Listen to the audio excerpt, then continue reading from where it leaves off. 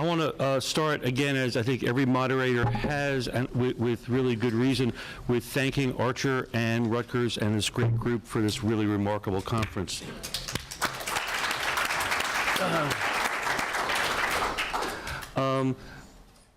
We're going to have a very, very interesting panel. Thank you all for being here for the last panel of the meeting. And I think it's an interesting panel largely because it's a very diverse panel. As you can see, I'll do a very brief introduction for each speaker, but there's a longer bio in the program that you have. I want to start by revealing someone I think yesterday talked about biases and having a bias.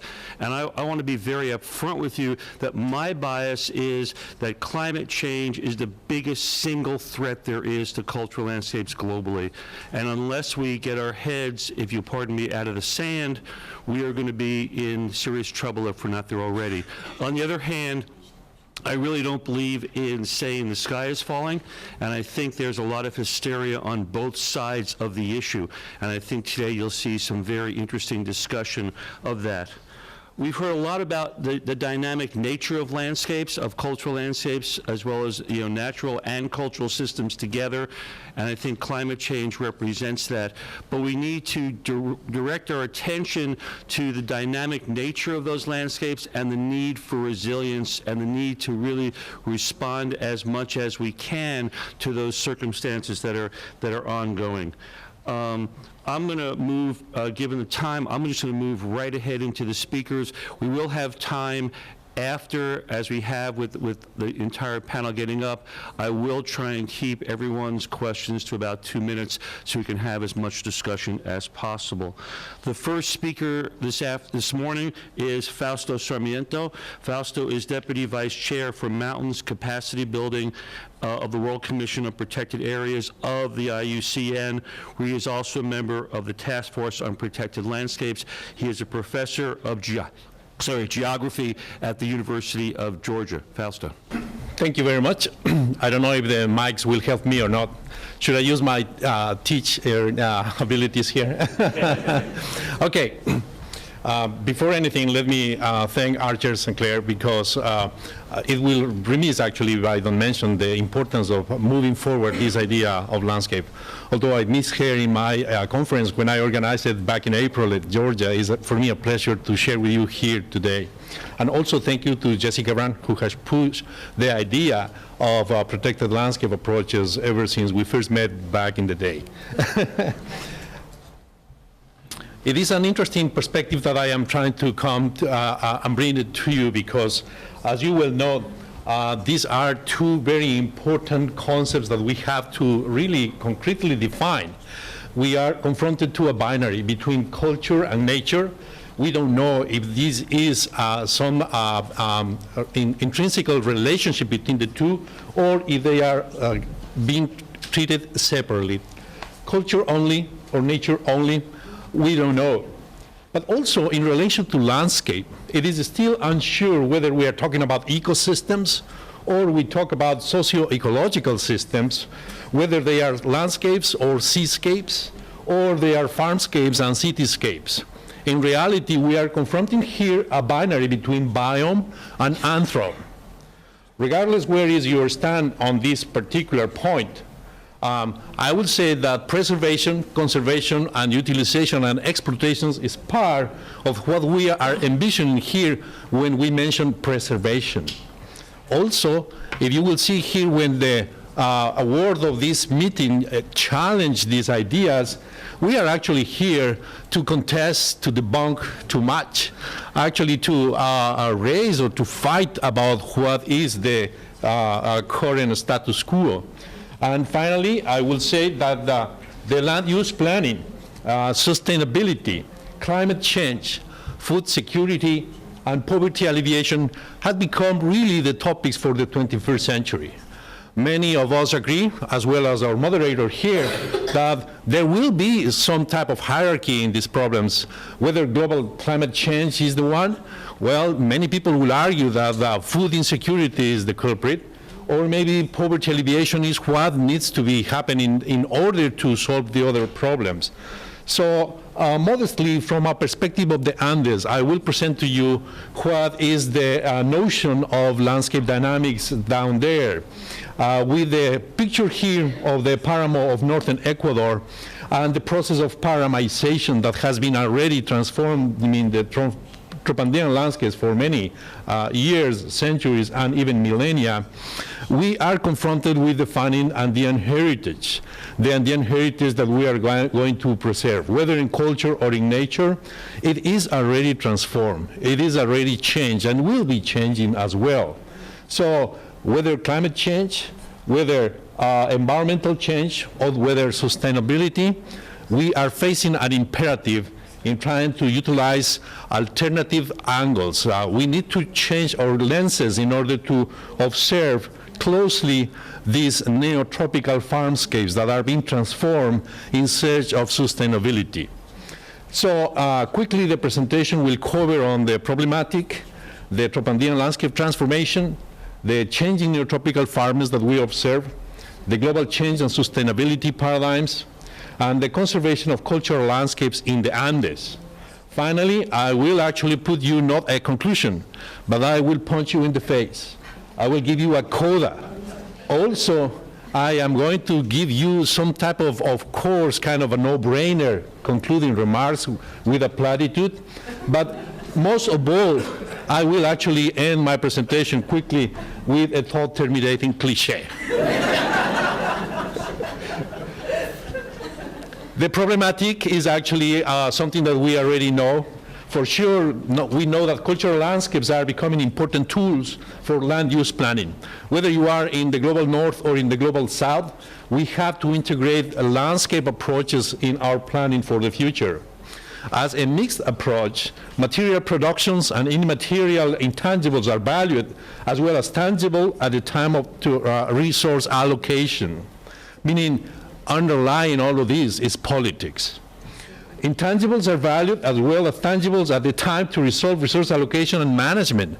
We have to deal politically how to allocate resources, where we are going to put our priorities for the future. By connecting these elements of the landscape in space and time, preservation of cultural heritage is secured through generational equity. We are in depth with the future generations. We have to think that way. Finally, by securing community participation and stakeholder representations of heritage, management is secured through participatory research and co-management approaches. It is no longer the realm of the elite, of the scholar, who is out there telling people what to do. The Tropandian landscapes transformations are noticeable everywhere in the Andes. You know that different cultures have developed there, which have experienced change already. The natural forests have been transformed into tree plantations, agricultural land, grasslands, or urban areas. Old growth in the Andes is no longer visible. As more large trees have been cut, the jungle fauna has been hunted out, creating an effect of an empty forest. Unique cultural traits, including language, food supply, and heirloom recipes, garb, festivals, etc., has been westernized already. Unique endemic species have been replaced by introduced exotics of cosmopolitan invasive distribution.